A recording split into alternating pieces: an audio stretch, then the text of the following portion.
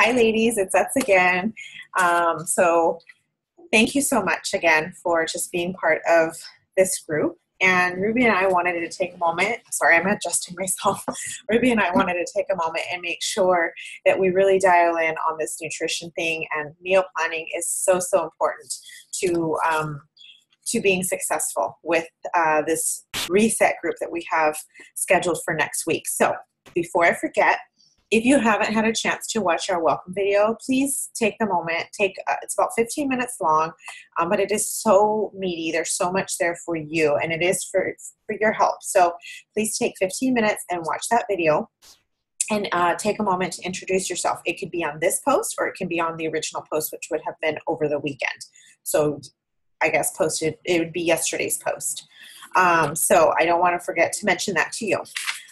Ruby, in that video, the first video, that's the reason why I say make sure you watch that video. Ruby gave us some really good tips as far as how she prepares for her family. And so I want to go ahead and share with you my tips. So the first thing before a lot of the things that Ruby and I share, they're going to be mirror because we are finding what has been working for us.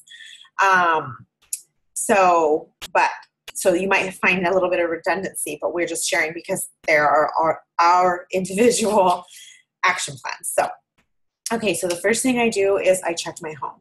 I check my pantry because I have bulk items, things like rice, beans, mixed nuts, raisins, those types of things, dried fruits, those types of things that are going to be in my pantry that if I want to replenish those, I need to make sure that I'm replenishing. So I check my pantry, I check my refrigerator, and also my freezer. A lot of times I may have made a batch of tomatillo sauce for my enchiladas. I may already have some in the freezer, so I don't need to buy tomatillos again. So that's just an example. I always make sure that if I can prepare any meals off of what I already have, I'm going to plan for those because I always want to use what is in my home and help to minimize cost. Just to give you an idea, we are a family of 5, and my grocery budget is $200 every 2 weeks. So that's $100 a week. And our meals pretty much consist of what I provide from my home. And if we do eat out, our $200 is included in that. So if we're going to eat out for, I don't know, $20 or $30 or $40, that takes away from my grocery budget. So you can imagine we don't do that often. Or we get very, very creative. So I make a list and I stick to it. So I started kind of working on my list. I plan on going Tuesday morning. I am comparing. I have 2 options as far as which store I would like to go to. I'm taking the time to compare because I have the time. One of the things about making a list is doing it in advance, not right before you're going to walk into the store. So my list is based off of my current inventory, what is on sale and what is in season. You don't want to buy things that are off season because they're pricier and they don't taste good. So that's my biggest tip. When I am at the grocery store, I do actually sit there. Before I go, I write a proposed amount of what I'm going to spend. And then while I am there, I write down how much I'm spending. So I weigh every single thing. If it is, a per pound cost, or if it's each item, I still write it down. It allows for me to have wiggle room. If there are sale items, I can add to those. If I can add that to my list, and I add that to my list. So when I go to that checkout counter, I'm not surprised when it says $60. I already know. And it's actually kind of a game that I have for myself because I always want to beat my own numbers. I'm weird. I'm just weird. So Ruby can attest to that. We've gone to the store before and she has seen me straight. I kneel down, go on a box or whatever I have to do, but it works. It's worked for me. So once I'm home, I make sure that I remove everything from my refrigerator that needs to be used. That way it's in the front. And then I put everything into the back. I have like containers that kind of everything sits inside so that I can quickly pull them out and put them back in. And then I do make staple things. So kind of like if I go Tuesday, that's a big day for me. It's a shopping day. It's a prepping day. I try to get a lot of things out of the way at one time. And it is a sacrifice of time, but once I get it done, it's done. And then I just do a re-prep. Like I usually do a prep, let's just say Tuesday, and then I'll do a prep again maybe Friday, Saturday. Just it's all based off of demand. So some of the things that I do prep are rice is a big staple in our home. Beans are a big staple in our home. Oats are a big staple in our home. So all of those things, I have a pressure cooker. It is the best thing for any mom. I'm telling you, you can cook things like if you do meat, you can cook your meat right away. I mean, I can whip out in like an hour, maybe 2 hours time. I can whip out, I don't make meals, but I make the items that are for the meals. I am a 2-person, like a 2-day type of person. So I don't want to cook any longer than that, with the exception of like rice, beans, and oats. So if I'm going to add veggies, like say veggie mix, I'm going to cook that on the day of, but I might cut everything up so it's ready to go. Celery, cucumbers, any fruits. I'm kind of doing that every 2 days. So use freezer bags if you're going to put things to freeze in your freezer, because if you're not using specifically freezer bags, they could like get that freezer frost, and then it's not going to be good.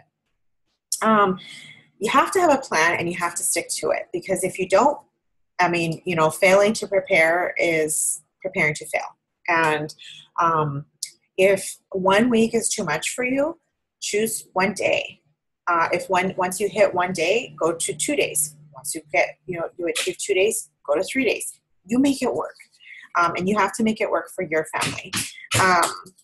So yeah, that's kind of the gist of, when you are meal plan, be realistic. I look at my calendar, like for instance, Tuesday, we're not going to be home. We're going to be gathering and we're going to have a potluck together. So my husband and I, we are not going to eat what is on the menu. So we have to still take our food, which basically consists of salad.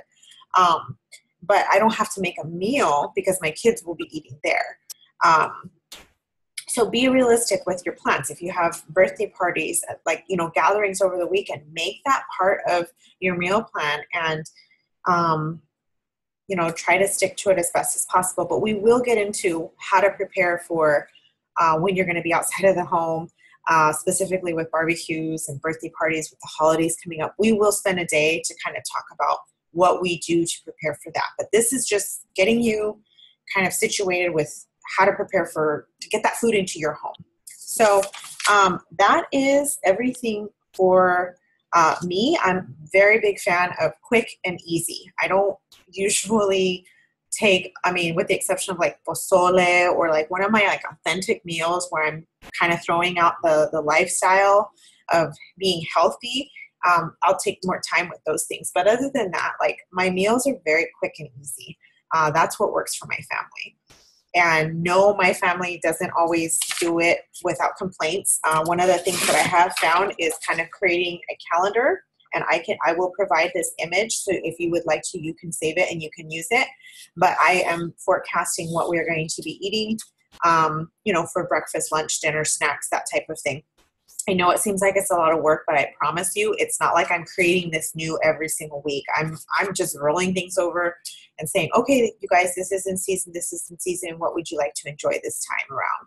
So I do, like Ruby, I do make my kids and my husband, I make sure that I have this available for them before the week is to come and before I go to the grocery store, because there's nothing worse than going to the store and then having a bunch of stuff go bad. You just don't want to do that. So I hope this helps. I'm going to let Ruby close us out. And I love you, ladies. I'm so excited.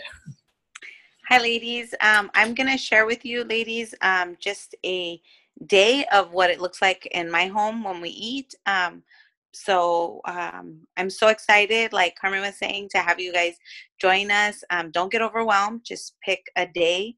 If you didn't get to the store today or this weekend, you can go tomorrow or Tuesday when the sales hit. That's, Fraser Farm, Sprouts usually have Tuesday and Wednesday, I believe it is, their sales. And then Fraser Farm also has their sales on Thursdays and Fridays. I like to go. If I'm close by, I will go and get their sales. So I just want to share that with you.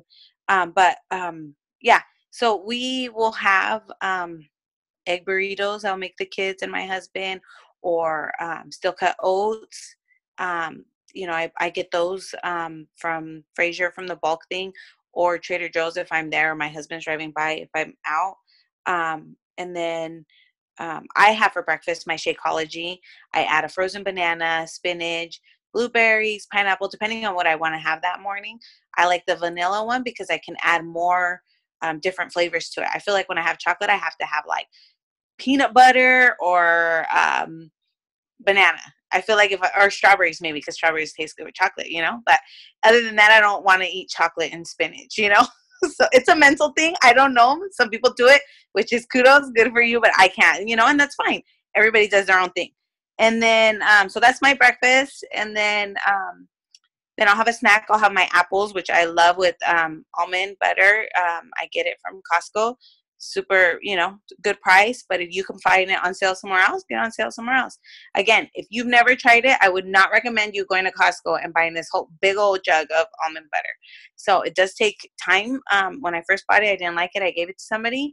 And then I tried it again and with the apples, and I love it. So that being said, then for lunch, I'll have a salad with my hard-boiled eggs, spinach, strawberries, some seeds, olive oil, with some lemon, something like that.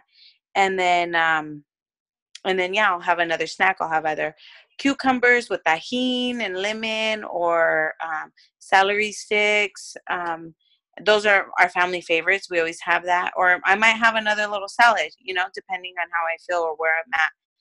And then for dinner, before I would make enchiladas, beans, rice, sour cream, and then I would add more cheese on it. Now I don't do it that way. Now I make my enchiladas. I make my, they're mostly chicken because that's what my family likes. And I will cut up zucchini and I'll put it inside with the chicken, and I'll put a little bit of cheese. I won't drench it in cheese. And I'll make my own tomatillo sauce. If not, I do use the can sometimes, but whatever works. And then I put cheese and I serve it with the salad. And sometimes I'll make brown rice, and that's it. And my family's gotten used to it. And so they eat their enchiladas with their lettuce and tomato and cucumbers. And, we use Greek yogurt for our sour cream if they want. And so that's pretty much a basic day in the house. We do have other, snacks. If you would like us to share, we could share with you. We don't want to take up all your time watching the video. But yeah, we want you, if you could just share a meal that you would like to try this week, or if you need some help on some alternative food. Say you like enchiladas, but you don't know how to incorporate the vegetables and stuff, ask us. And that's what we're here for. We want to encourage you ladies to eat as healthy as possible, and it still tastes good, because who wants to eat like nasty food? Nobody does, and we don't want to feed that to our families. We don't want to be the I don't know, the Nazi over food, type of parent or mom. We wanted them to enjoy. I mean, I love when my kids are like, Mom, this is the best. Like, yes, we did it. I did it, So, yeah, we just want to encourage you ladies with that. I hope it helps. If you have any questions or you don't understand something, message us or send us, put a comment. Most of the time, everybody else is thinking the same thing. I do too. I will ask them like, hey, what does this mean? Oh, this. Oh, okay. And then we get to know each other more and see where we're at and see where we can help you ladies. So I can't wait to see what your questions are and see how we can help you ladies meal prep. You guys, I want to say have a good night, but you guys have a good day tomorrow, and we will see you guys and talk to you soon. Okay. God bless you ladies. Bye-bye.